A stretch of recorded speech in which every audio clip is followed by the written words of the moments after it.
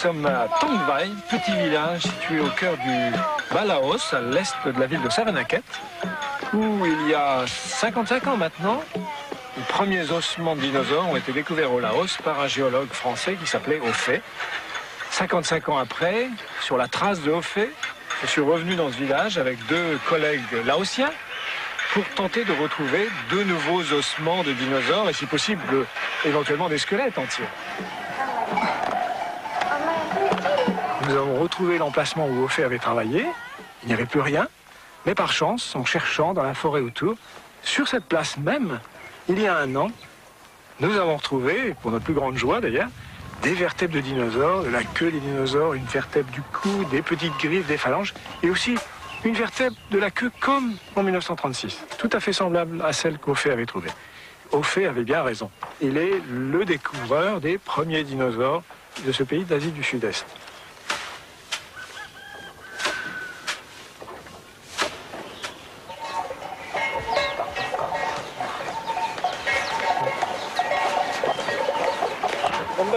Bonjour. Bonjour. Le Laos semble un terrain tout à fait favorable pour l'étude des dinosaures. Peu de gens sont venus chercher des dinosaures, à part Hofei, et maintenant nous. En réalité, nous sommes au cœur d'un bassin sédimentaire constitué de dépôts de grès qui se sont déposés il y a 100, 110 millions d'années sur une immense surface et sur des dizaines de kilomètres carrés.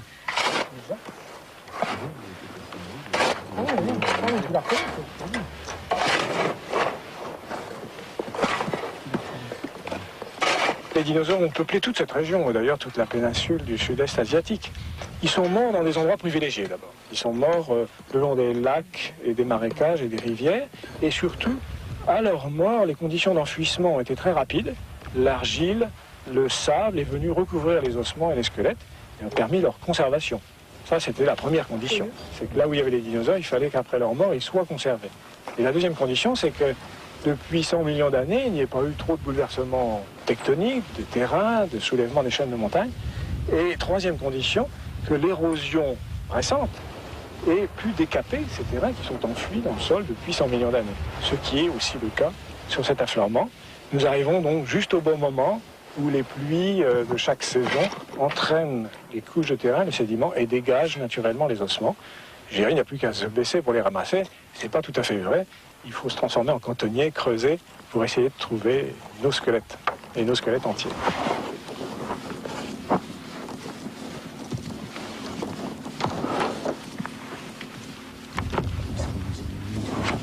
Ah non, c'est superbe. Oui. Superbe, on espérait pas dedans quand même. Quand on a démarré, on s'est dit le dinosaure est vraiment très abîmé. Il y a le ruisseau est passé en plein milieu, l'érosion l'a esquinté, mais par chance, la grande partie du squelette se trouve, semble-t-il, par ici. J'espère qu'il n'y avait que peu de choses de l'autre côté. Ah, ça, c'est très beau, ouais, le petit chevron, très intéressant. Là, vous êtes sur une couche super intéressante. Et puis ça doit se continuer ici, puisque le petit chevron, là, ça continue. Ça se continue par là aussi. Ah bah, encore un os. Oui, mais c'est fabuleux. À moins que ce soit non, ça a l'air de... Ah non, non, je pense que là, tu risques d'avoir une phalange, tu vois, un peu de style de celle-là. Oui. Ah, oui. On peut voir déjà maintenant qu'on a affaire à un dinosaure qui est un sauropode, c'est-à-dire un dinosaure herbivore quadrupède, qui a au fond la posture d'un éléphant, mais qui est un reptile, mais un reptile dont les membres sont verticaux. Vraiment, il n'est pas si courant de trouver en plein cœur de la forêt du Laos comme ça, un dinosaure qui a vécu ici il y a 100 millions d'années et qui soit aussi bien conservé. Ce dinosaure apparaît sur Terre il y a 230 millions d'années et disparaissent tous il y a 65 millions d'années. Ils naissent à partir d'autres reptiles, plus primitifs, aux membres moins verticaux, et ils se diversifient en 27 familles, plus de 600 genres et espèces, et donc ils peuplent tous les continents, sans exception, avec un succès très grand, un grand succès évolutif finalement les dinosaures. Peupler la Terre pendant 170 millions d'années, ça n'est pas mal.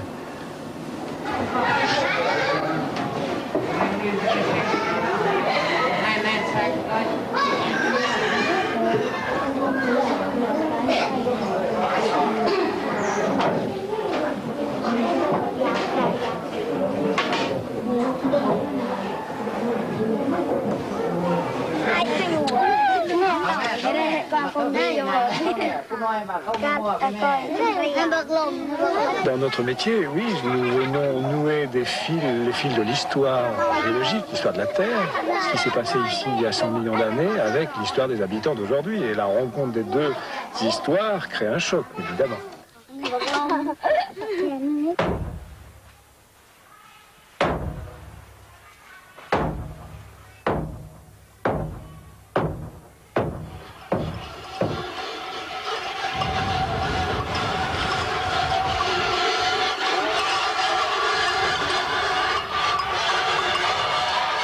En faisant tout ça, il se trouve que nous pouvons dénouer au contraire des fils, parce que les os étaient considérés par les villageois, et sont considérés par les villageois, comme des os de buffle sacrés. En venant expliquer qu'il s'agit de dinosaures et non pas de buffles sacrés, nous venons un peu dénouer la quiétude, le déroulement traditionnel, l'immuable de l'histoire et des mythes de ces villageois. Et nous introduisons dans leurs esprits, très certainement, un trouble, en tout cas des questions et des interrogations.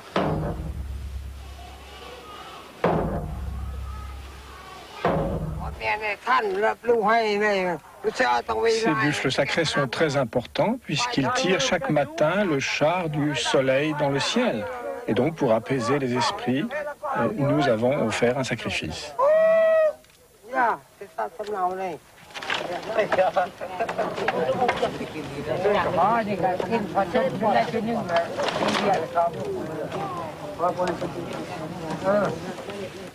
Après une ou deux journées de fouilles, on peut avoir une meilleure idée de la disposition des os du squelette de ce dinosaure herbivore quadrupède, de ce sauropode, avec probablement ici, à la pointe de la brosse, l'extrémité du fémur. Et puis ces deux gros os allongés qui sont l'un contre l'autre sont probablement le tibia et le péroné. J'ai cru qu'il s'agissait du cubitus, mais les deux extrémités sont élargies. À ce moment-là, il s'agit du tibia. Dans le cas du cubitus, on aurait une extrémité beaucoup plus fine. Puis ensuite, dans l'ordre, une petite phalange, un métatarsien, et puis cette plaque pointue sombre, très intéressante, c'est la griffe. Enfin, plus exactement, la phalange onguéale sur laquelle venait se mettre la griffe cornée du dinosaure.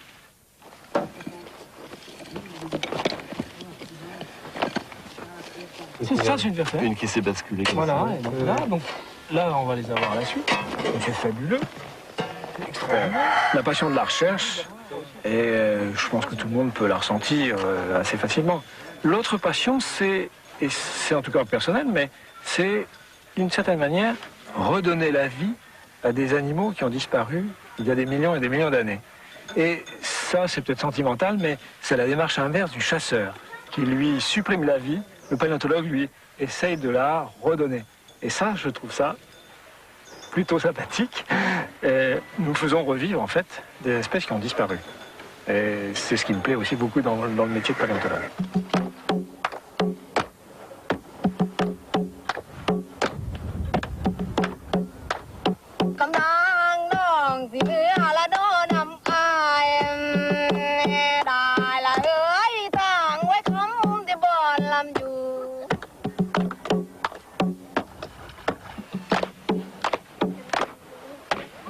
Pour être paléontologue, en citant deux proverbes africains, il faut être nomade d'abord, à la manière des Peuls qui vivent dans l'Ouest africain et qui ont un merveilleux proverbe qui dit « poussière aux pieds vaut mieux que poussière au derrière ».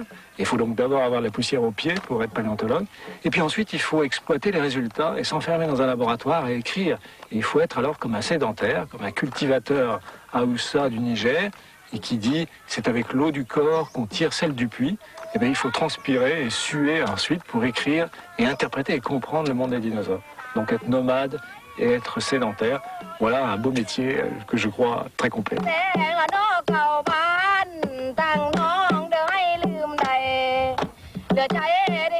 Que l'érosion récente ait pu décaper ces terrains qui sont enfouis dans le sol depuis 100 millions d'années. Ce qui est aussi le cas sur cet affleurement. Nous arrivons donc juste au bon moment où les pluies de chaque saison entraînent les couches de terrain, les sédiments, et dégagent naturellement les ossements. Je dirais, il n'y a plus qu'à se baisser pour les ramasser. C'est pas tout à fait vrai. Il faut se transformer en cantonnier, creuser, pour essayer de trouver nos squelettes, et nos squelettes entiers.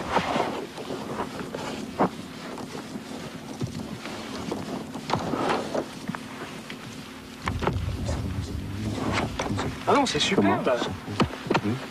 Oui, Superbe, on espérait pas tant quand même. Quand on a démarré, on s'est dit le dinosaure est vraiment très abîmé. Il y a le ruisseau est passé en plein milieu, l'érosion l'a esquinté, mais par chance, la grande partie du squelette se trouve, semble-t-il, par ici.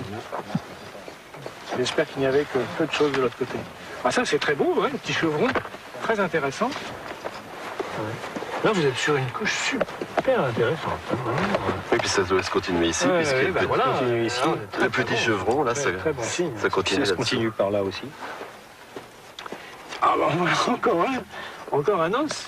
Oui, mais c'est fabuleux. Au moins que ce soit Non, ça a l'air de... Ah, non, je pense que là, tu risques d'avoir une phalange, tu vois, un peu de style de celle-là. Oui. Ah, oui. On peut voir déjà maintenant qu'on a affaire à un dinosaure qui est un sauropode, c'est-à-dire un dinosaure herbivore quadrupède, qui a au fond la posture d'un éléphant, mais qui est un reptile, dont les membres sont verticaux. Vraiment, il n'est pas si courant de trouver en plein cœur de la forêt du Laos comme ça, un dinosaure qui a vécu ici il y a 100 millions d'années et qui soit aussi bien conservé.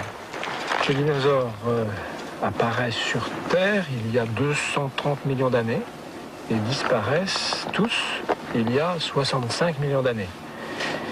Ils naissent à partir d'autres reptiles, plus primitifs, aux membres moins verticaux, et ils se diversifient en 27 familles, plus de 600 genres et espèces, et donc ils peuplent tous les continents, sans exception, avec un succès très grand, un grand succès évolutif finalement, les dinosaures. Peupler la Terre pendant 170 millions d'années, ça n'est pas mal.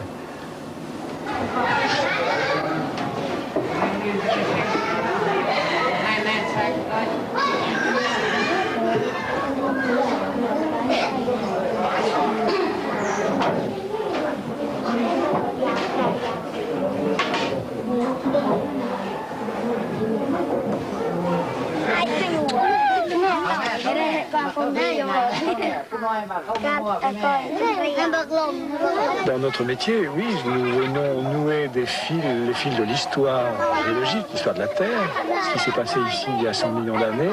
Et surtout, à leur mort, les conditions d'enfouissement ont été très rapides. L'argile, le sable est venu recouvrir les ossements et les squelettes et ont permis leur conservation. Ça, c'était la première condition. C'est que là où il y avait les dinosaures, il fallait qu'après leur mort, ils soient conservés. Et la deuxième condition, c'est que depuis 100 millions d'années, il n'y a pas eu trop de bouleversements tectoniques, de terrain, de soulèvement des chaînes de montagne. Et troisième condition, que l'érosion récente ait pu décaper ces terrains qui sont enfouis dans le sol depuis 100 millions d'années. Ce qui est aussi le cas sur cet affleurement. Nous arrivons donc juste au bon moment où les pluies de chaque saison entraînent les couches de terrain, les sédiments, et dégagent naturellement les ossements. Je dirais, il n'y a plus qu'à se baisser pour les ramasser. C'est pas tout à fait vrai.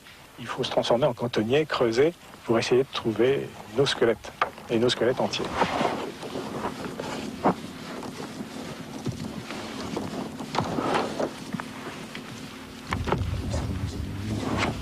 Ah non, c'est superbe. Oui, Superbe, on espérait pas tant quand même. Quand on a démarré, on s'est dit le dinosaure est vraiment très abîmé. Il y a le ruisseau est passé en plein milieu, l'érosion l'a esquinté, mais par chance, la grande partie du squelette se trouve, semble-t-il, par ici. J'espère qu'il n'y avait que peu de choses de l'autre côté. Ah, ça, c'est très beau, ouais, le petit chevron, très intéressant. Là, vous êtes sur une couche super intéressante. Et puis ça doit se continuer ici, puisque le petit chevron, là, ça continue. Ça se continue par là aussi. Ah, bah, encore un os. Oui, mais c'est fabuleux. Au moins que ce soit Non, ça a l'air de... Ah, non, je pense que là, tu risques d'avoir une phalange, tu vois, un peu de style de celle-là. Oui. Ah, oui. On peut voir déjà maintenant qu'on a affaire à un dinosaure qui est un sauropode, c'est-à-dire un dinosaure herbivore quadrupède, qui a au fond la posture d'un éléphant, mais qui est un reptile, dont les membres sont verticaux. Vraiment, il n'est pas si courant de trouver en plein cœur de la forêt du Laos comme ça, un dinosaure qui a vécu ici il y a 100 millions d'années et qui soit aussi bien conservé. Ces dinosaures apparaissent sur Terre il y a 230 millions d'années et disparaissent tous il y a 65 millions d'années.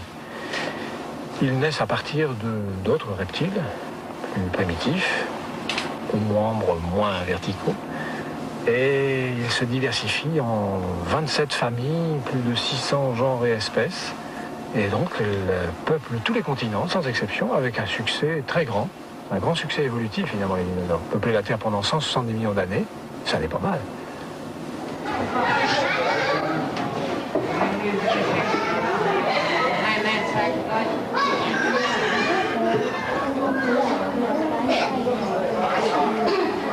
Leurs esprits, très certainement, un trouble, en tout cas des questions et des interrogations.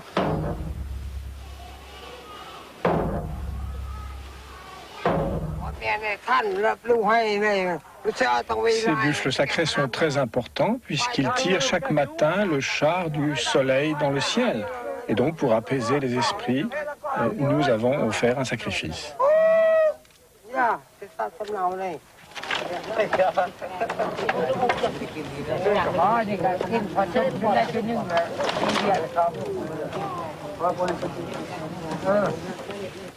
Après une ou deux journées de fouilles, on peut avoir une meilleure idée de la disposition des os du squelette de ce dinosaure herbivore quadrupède, de ce sauropode, avec probablement ici, à la pointe de la brosse, l'extrémité du fémur. Et puis ces deux gros os allongés qui sont l'un contre l'autre sont probablement le tibia et le péroné. J'ai cru qu'il s'agissait du cubitus, mais les deux extrémités sont élargies. À ce moment-là, il s'agit du tibia. Dans le cas du cubitus, on aurait une extrémité beaucoup plus fine. Puis ensuite, dans l'ordre, une petite phalange, un métatarsien, et puis cette plaque pointue sombre, très intéressante, c'est la griffe. Enfin, plus exactement, la phalange onguéale sur laquelle venait se mettre la griffe cornée du dinosaure.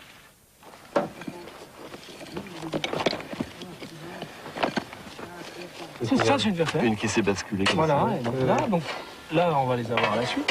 C'est fabuleux. La passion de la recherche, et je pense que tout le monde peut la ressentir assez facilement.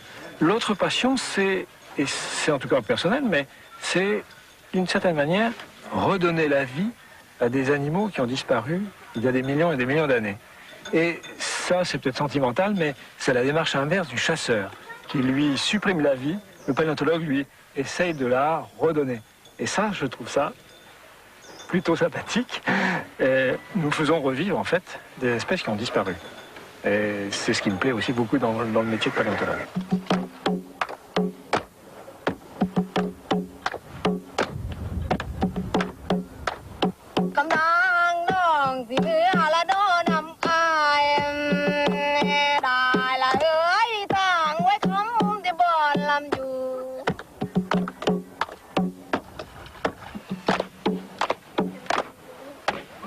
Pour être paléontologue, en citant deux proverbes africains, il faut être nomade d'abord, à la manière des Peuls qui vivent dans l'Ouest africain et qui ont un merveilleux proverbe qui dit « poussière aux pieds vaut mieux que poussière au derrière ». Il faut donc d'abord avoir la poussière aux pieds pour être paléontologue. Et puis ensuite, il faut exploiter les résultats.